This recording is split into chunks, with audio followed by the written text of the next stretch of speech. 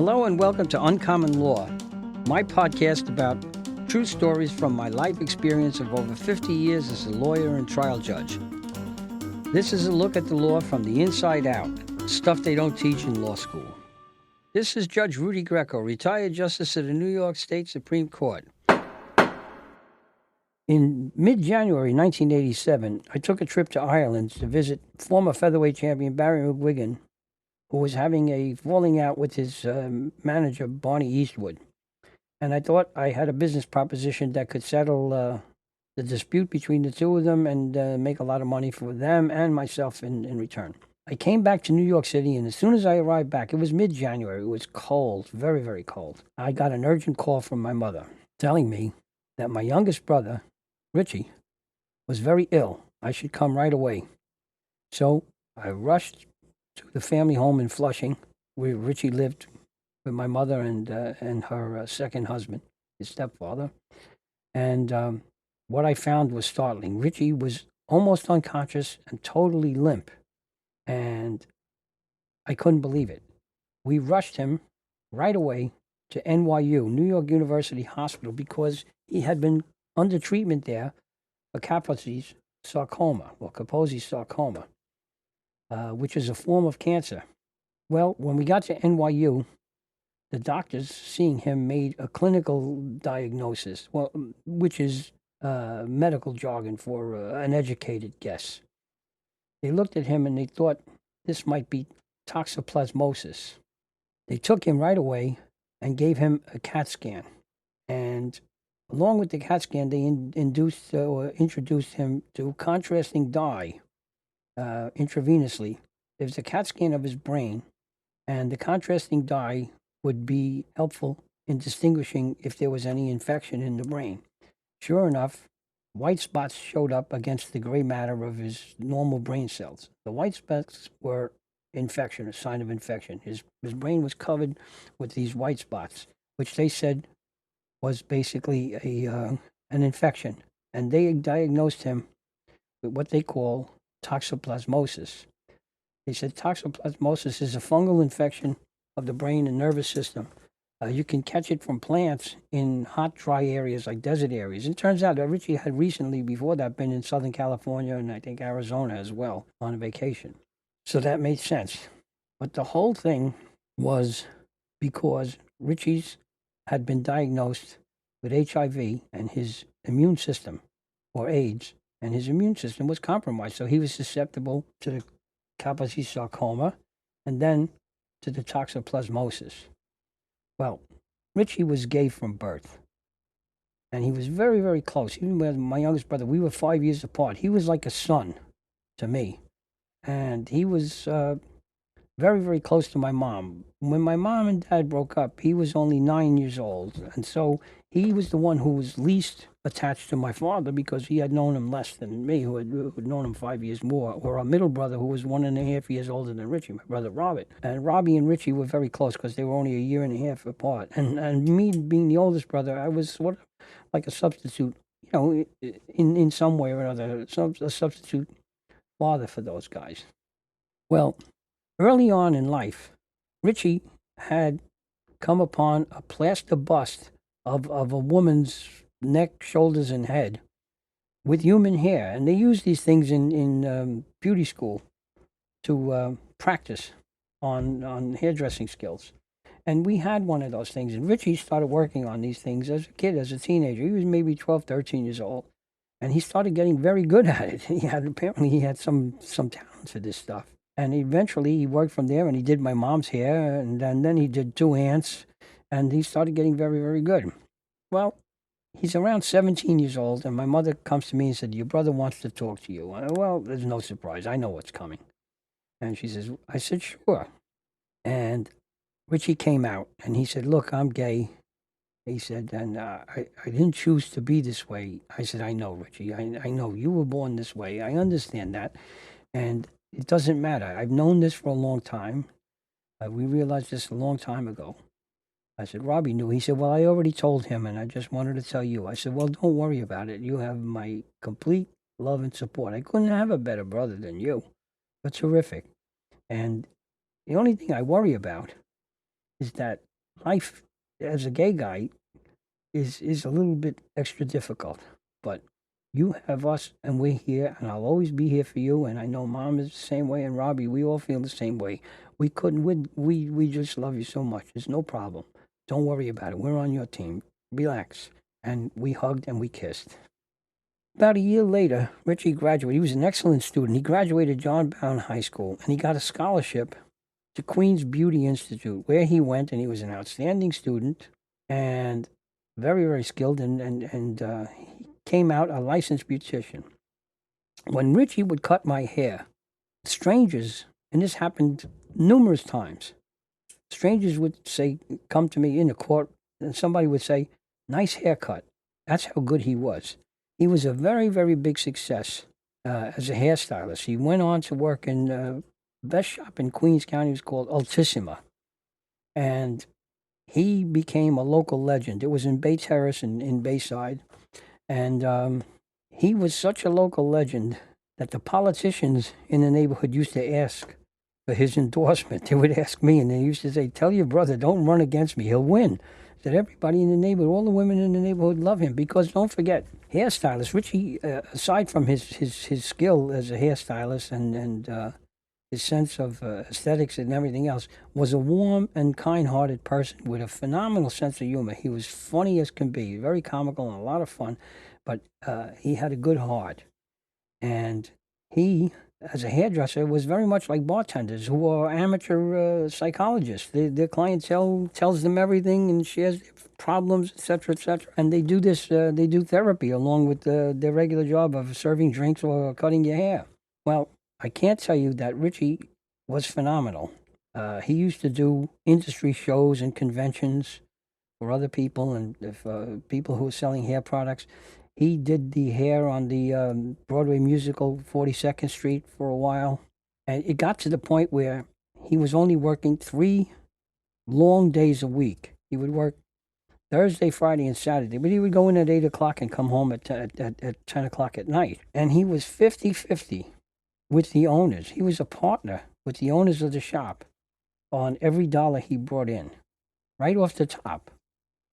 And I can't tell you, as a young lawyer, when just starting out, it was nice to have a little brother who brought home a fistful of cash every night. That came in handy. Well, Richie was a terrific guy and a big success. As he's going along, these were very, very wonderful years. Richie and my brother Robbie, who was a manager for passenger service at Pan American Airlines, and they were very close, took any number of trips. They went everywhere. They went to Hong Kong. They went to Budapest, Vienna, Rome, London on the 747s, the cocktail lounge. Everywhere was first class.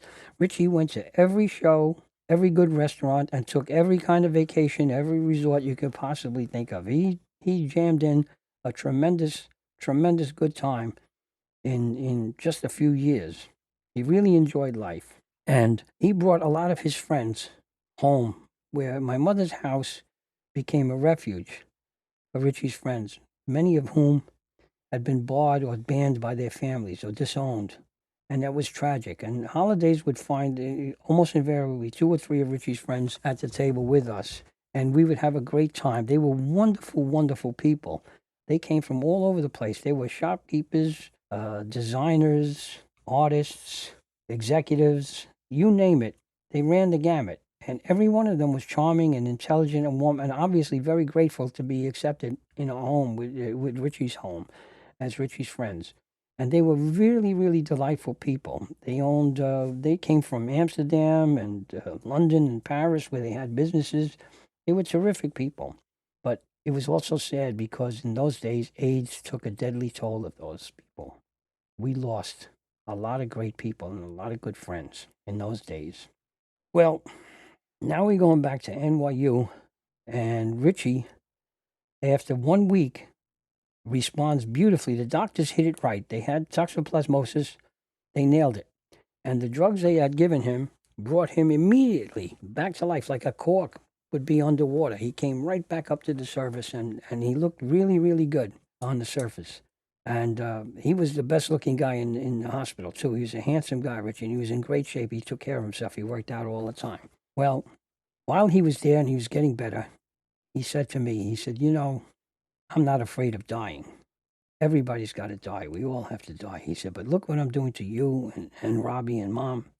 He says, I feel so terrible. I said, Richie, don't worry about that. That has nothing to do with anything. I said, if the situation was reversed and one of us was here in this bed except for you, you'd be here in my place if I was in that bed. I said, don't worry about it. We're not going anywhere. You have nothing to be worried about except getting better. 6 days had gone by, and the doctor said, we think he can go home after tomorrow. We want to run a battery of tests and see how he's doing. And if he tests out okay, he could go home. It was the next day was Wednesday. It was a week from the time that we walked in, and said fine. So that day was test day, and Richie was on a gurney, and I wheeled him from one part. Robbie and I used to take turns. My mother was there, my stepfather John. Everybody was there. We all gave him tremendous support all the time. He always had company. And that day, I wheeled him around on a gurney. And we went from test to test, cardiology, blood test, this, that, the other thing. And I remember singing, I'll never forget, we used to sing, we sang together, That's What Friends Are For, which at that time was a very popular record, and it was sung by Stevie Wonder, Elton John, Gladys Knight, and the gal who was she was the aunt of Whitney Houston. But anyway, we were singing that song, and I had to reel him in to the last test of the day. He had been passing and doing very well. And the last test of the day was a CAT scan, a follow-up CAT scan to see the progress of the drug and to check his brain. So, sure enough, wheel him in, and the technician takes him and then hooks him up intravenously to the iodine contrasting dye.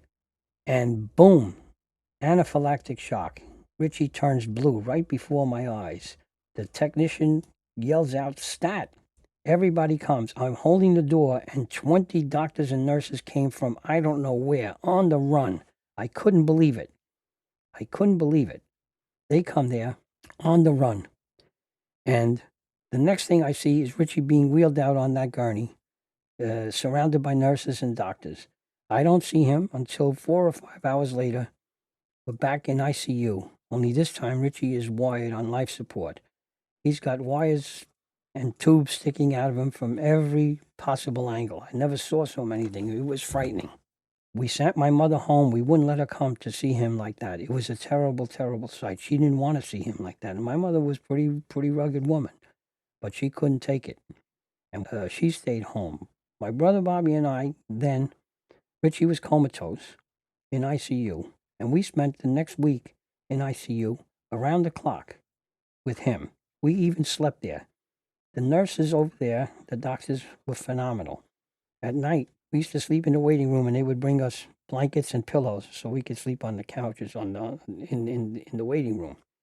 In that waiting room, you learn a lot of lessons. There was a chaplain there who was a Roman Catholic nun. She was the chaplain in that ICU unit, and she told us, we became friendly, as we did with all the nurses and doctors. And she said, if there's a hell, it must be like this waiting room, where good people have to sit around helpless while family members suffer.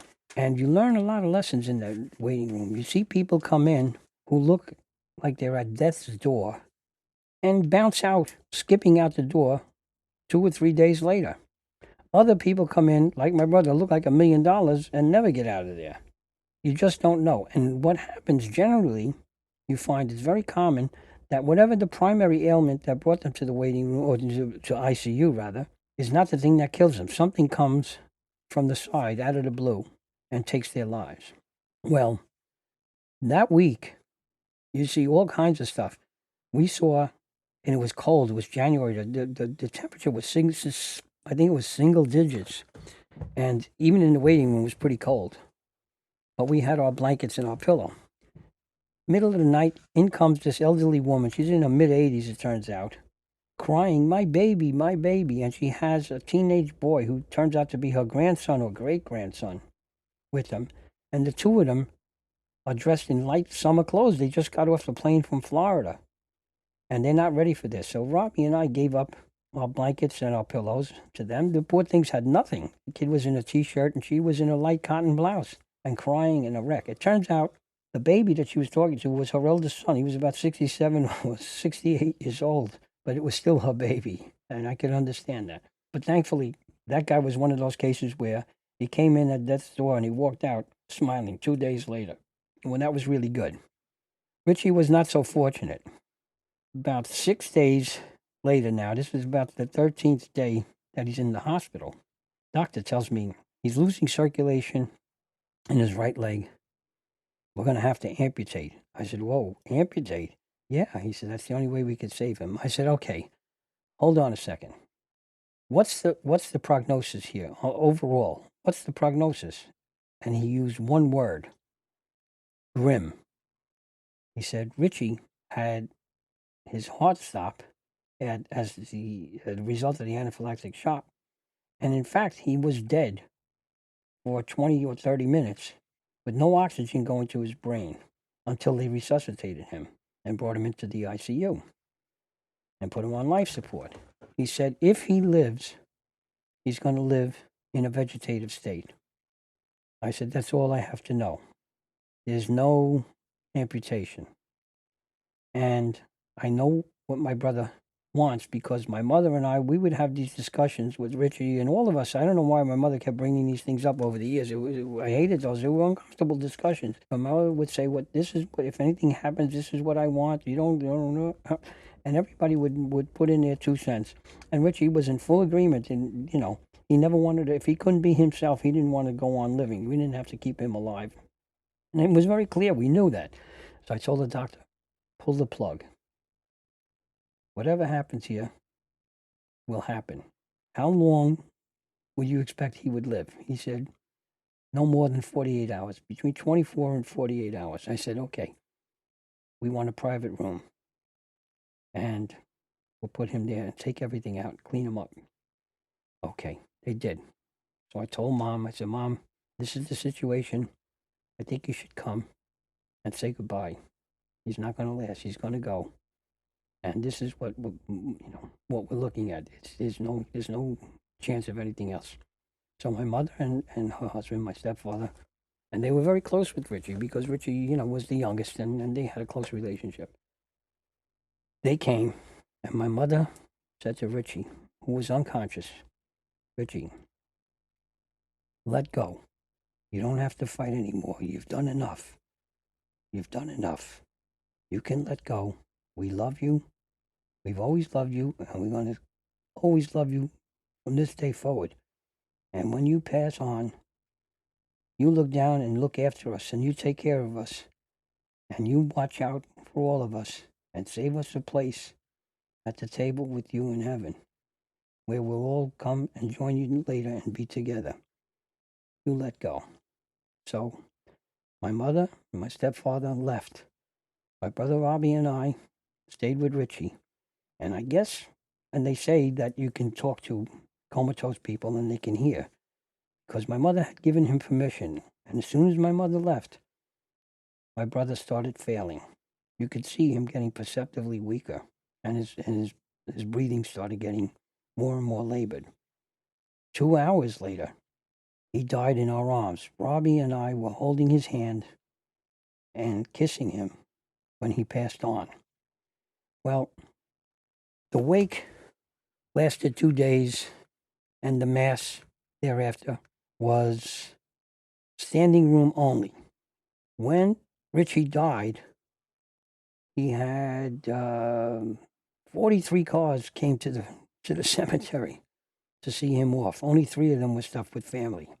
We had 4.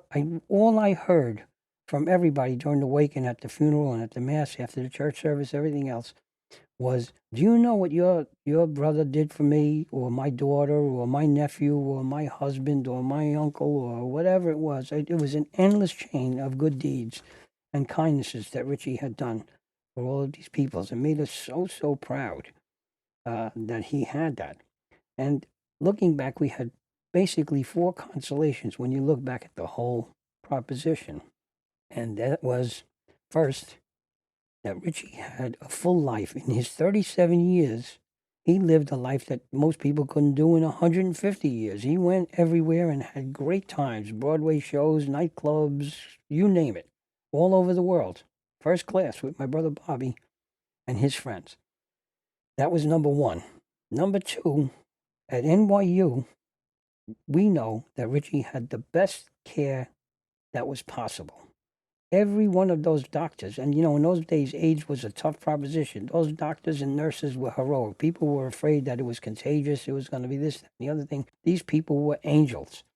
And I can't ever forget, and to my eternal admiration, how those people could be professional, yet still have their feelings. They weren't cold or detached at all, but they were still professional in the face of daily death and disease. They still maintained their professionalism and their good, kind hearts. That was spectacular. The third consolation that we had was that Richie never experienced 1 minute where our love and support was denied. We supported him 100%, 100% of the time. And that was a great, great consolation. And finally, the last consolation was Richie was spared a long, slow, ugly, and agonizing death with Kaposi sarcoma. And even his early tragic death was a blessing in disguise. And I know after 39, 38 years that he's passed, I go to the cemetery every week and bring flowers. And I know Richie's looking down on all of us that are left and looking after all of us. And at the bottom of his tombstone is his motto or slogan, and that's live, love, and laugh.